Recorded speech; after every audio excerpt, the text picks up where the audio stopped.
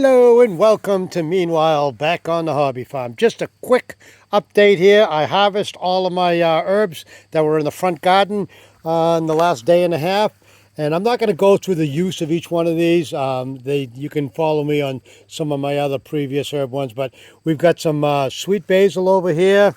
We we got some motherworts over here. We got some, looks like tobacco, doesn't it, huh?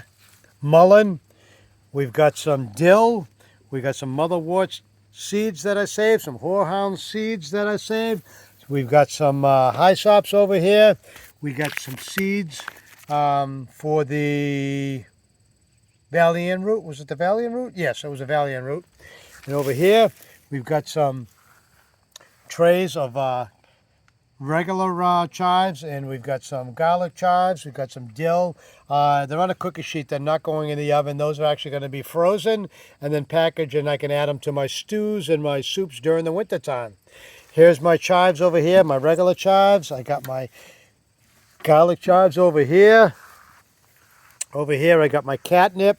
Not only good for kitty cats, it's a great tea to take to relax you. You can go to sleep at nighttime, no hangover from like you get from melatonin, which is not good for you at all.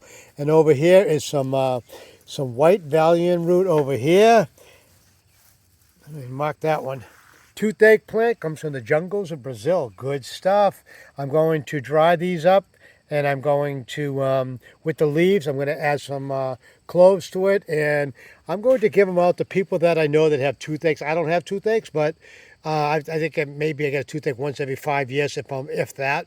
But anyway, weekend, late at night, somebody's got a toothache. They're in a lot of pain. We all had them in our life, excruciating. I give it to them.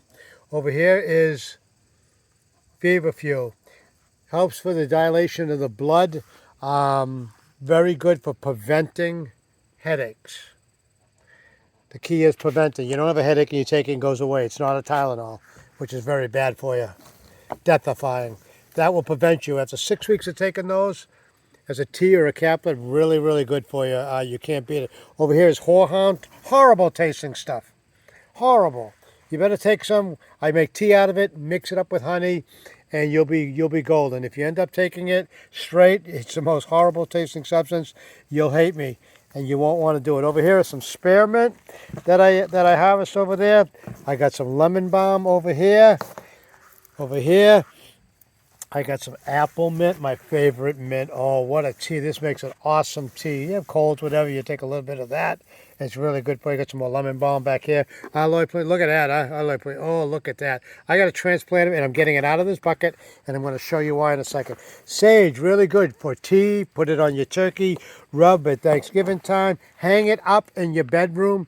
It's a good deodorizer, and also it's very good for your ear. It purifies your ear, even in the dry stage. But especially like this, I hang this up tonight. It's going to be excellent. It's going to help you relax and sleep. Some Valerian root over here, which is really good for you. Nature's melatonin. And I told you I wasn't going to tell you what each one of these were for, but I lied, so I'll go back. Chives is all going to be culinary. Although people do take them for medicinal herbs. And the hyssopes is good relaxation tea. Oh, it makes an awesome tea. And there's motherwort over here. PMS, irritable bowel syndrome, blood purification for wounds. Really, really good to be taking that stuff. The basils are good for teas, relaxation.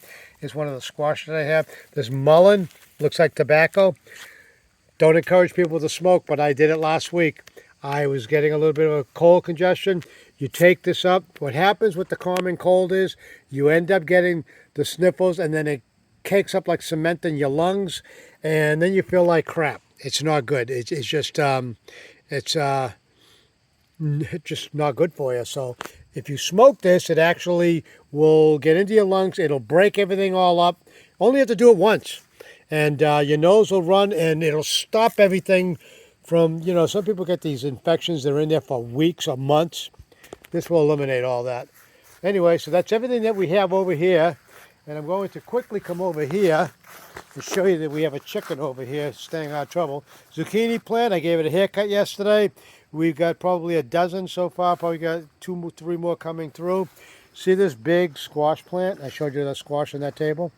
All originates from these 2 little plants. This one here and this stem right here. But then it grows in the ground and it goes into there. And I do have some growing. Not many though. It's just more ground cover. I guess I didn't have to mow it. My tomato plants, I gave them a big haircut. They're just about done. I didn't can any romaine tomatoes and pear tomatoes, but what I do is I go by when they are ripe, and this one's not ripe, but I'm going to eat it.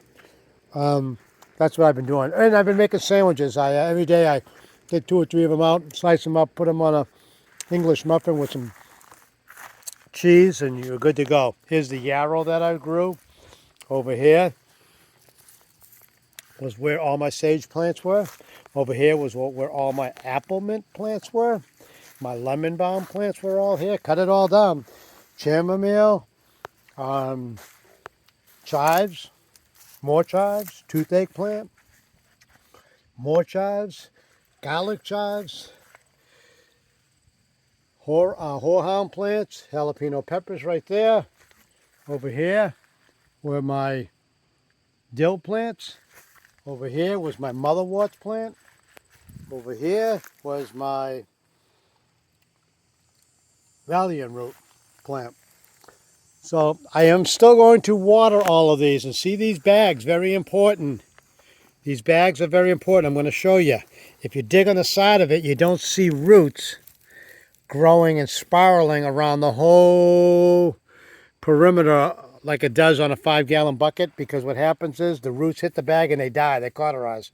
All the energy then goes to the main taproot of the plants, and that's why I ended up with a very good, healthy crop of herbs this year, because I use these, and that's why I'm going to switch over to these grow bags for this feverfew plant, which is going to come in. That's coming in this winter. Actually, all the plants except the tomato plants are coming in, even the pepper plants. They're going to winterize in the basement over the winter. I will water them about once a month and bring them back out, and they will all grow. The pepper plants will be huge next year. A lot of people don't think you can grow them year round. I won't get much in the winter out of them, but they'll still be alive for me to bring them back outside. And that's about it. And I got a chicken over there that's going into the flower garden. And we've got Orphan Cork. You gonna say hi, Orphan Cork? Hey, you gonna say hi? Yeah, I've been throwing scraps of plants down on the ground. That's it, folks. Have a good day.